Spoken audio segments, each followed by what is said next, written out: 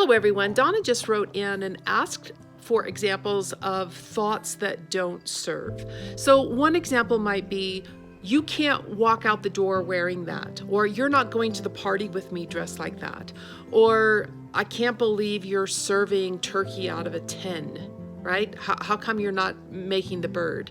Or another one, since it's Thanksgiving, is we only eat this kinds of foods on Thanksgiving. You can't bring him, you can't bring her, you can't. That doesn't serve. Or don't you know that offends, whoever. Anything that has a charge on it, it feels like electricity. Do you really want that thought with all the emotions that go with that? Do you want that running through your body? Or would you like to say, not mine? So thank you, Donna, for the question.